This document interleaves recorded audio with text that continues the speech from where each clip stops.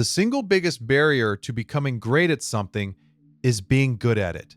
Your brain's greatest strength, its ability to automate tasks and run on autopilot, is the very mechanism that builds the plateau you're standing on right now. By the end of this, you will understand the precise neurological reason why you get stuck, and it has more to do with electrical insulation than with your talent or your work ethic. And this process is happening constantly, cementing your current level of skill into the physical structure of your mind. Think about the first time you drove a car. Every action was conscious, clumsy, and mentally draining. You focused on the pressure of your foot on the gas, the angle of the wheel, the distance to the car ahead. Your brain was burning a massive amount of energy just to keep you in one lane. Now you drive to work while planning your day, listening to a podcast, and sipping coffee. You arrive with almost no memory of the journey itself. The skill became automatic. Your brain, in its relentless pursuit of efficiency, took the complex task of driving and bundled it into a subconscious shortcut. This is a survival mechanism. If we had to consciously think about every single action, from tying our shoes to typing an email, we'd be paralyzed by the cognitive load. Our brains build these shortcuts for everything we do repeatedly. The way you swing a golf club, the way you structure a report, the way you talk to your boss. After a few hundred repetitions, you develop a fluid competence. You become good. The task feels easy, almost thoughtless. And this is the trap. The moment a skill becomes easy, the moment it feels automatic, you have stopped improving. You are simply running a pre-written script. The problem is that the script you automated was the good enough version, complete with all its tiny ingrained flaws. To your brain, improvement is inefficient. It prefers the known paved road of competence, even if it's a B- performance. The question is, what is that road actually made of? What is happening physically inside your head that makes this plateau feel so solid?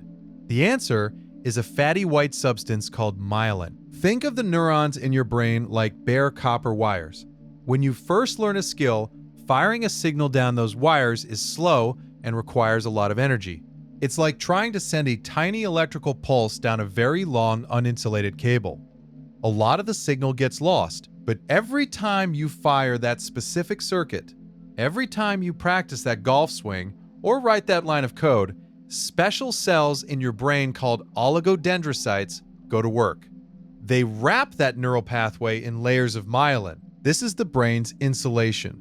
Each layer makes the signal travel faster and more efficiently. A heavily myelinated pathway can conduct a nerve impulse up to 100 times faster than an unmyelinated one.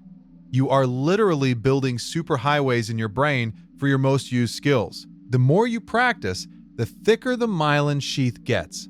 The thicker the sheath, the faster and more automatic the skill becomes. It stops being a conscious decision and starts being a physical reflex. This is why habits are so hard to break. You have physically paved that road inside your mind. Taking a different path means forging a new trail through the woods while a perfectly smooth 8-lane highway sits right next to you. Your brain will always default to the myelinated path of least resistance. The good enough performance isn't just a mindset. It's a physical structure, it's hardware. The more you do something the same way, the more you reinforce the hardware that locks you into that specific performance level. And then researchers studying elite violinists in Berlin found something that changed everything. They found a way to intentionally rip up the pavement. The study, led by psychologist Anders Ericsson, looked at violinists from a world-renowned music academy. They were split into 3 groups: the future soloists, the stars, the merely good violinists, and a third group training to be music teachers. Everyone in the study practiced about the same number of hours, but the quality of that practice was fundamentally different. The good violinists spent their time playing pieces they already knew. They were running their scripts, reinforcing the myelin they already had. It felt productive. It sounded great. They were having fun. The elite performers did something else. They spent their practice time in a state of intense, focused concentration on things they could not do. They would isolate the most difficult passages of a piece, maybe just 4 notes, and play them over and over, slowly, deliberately. They would record themselves, listen back, identify tiny errors in pitch or timing, and adjust. They were constantly operating at the absolute edge of their abilities. It was mentally and physically exhausting. It was a grind.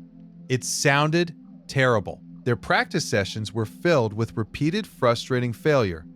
But with each targeted failure, they were sending a precise signal to their brain. This circuit is the one that matters. Insulate this one. They weren't just practicing. They were engaging in what Erickson named deliberate practice. And it is the only known method for breaking through the automation plateau. The core of it is forcing yourself out of autopilot and into a state of high alert, conscious effort. It's the neurological equivalent of refusing to take the highway and choosing to hack a new, better path through the jungle with a machete. It is brutal work, but just trying hard isn't the whole story. The discomfort of deliberate practice is a very specific flavor of awful. It requires 2 components that most people's practice lacks: operating at the cliff edge of your competence and a tight, immediate feedback loop. Operating at the edge means you should be failing about 50 to 80% of the time. If you're succeeding consistently, you're practicing things you already know. You're just running the script. You have to push yourself just beyond your current capabilities. A basketball player might practice free throws, but the elite player practices them blindfolded to magnify their sense of muscle memory and form. A programmer doesn't just build another website with tools they know. They try to build something with a new framework they barely understand, forcing themselves to constantly look up documentation and solve novel problems. The second part is the feedback loop. You need to know exactly what you did wrong, and you need to know it instantly. This is why having a great coach or mentor is such an accelerant. A coach can see the tiny flaw in your golf swing that you can't. A great editor can point out the crutch phrase in your writing that you've used 1,000 times. They provide an external, objective feedback loop. Without that, you can practice for 10,000 hours and simply reinforce your own mistakes, building a superhighway to the wrong destination. For a skill to improve, you need to perform an action, measure the result against the ideal outcome, identify the error, and adjust for the next repetition. This cycle has to be rapid and relentless. This is what the elite violinists were doing when they recorded themselves. They were creating their own feedback loop. The problem is that this entire process feels terrible.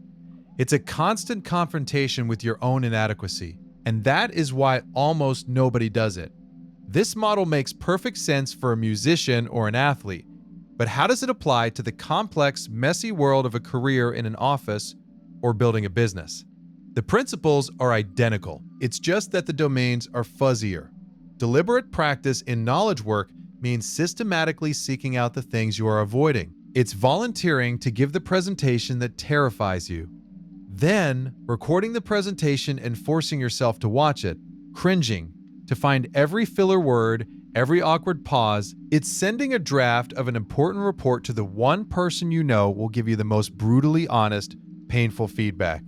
You must actively hunt for your weaknesses. Take a skill like communication.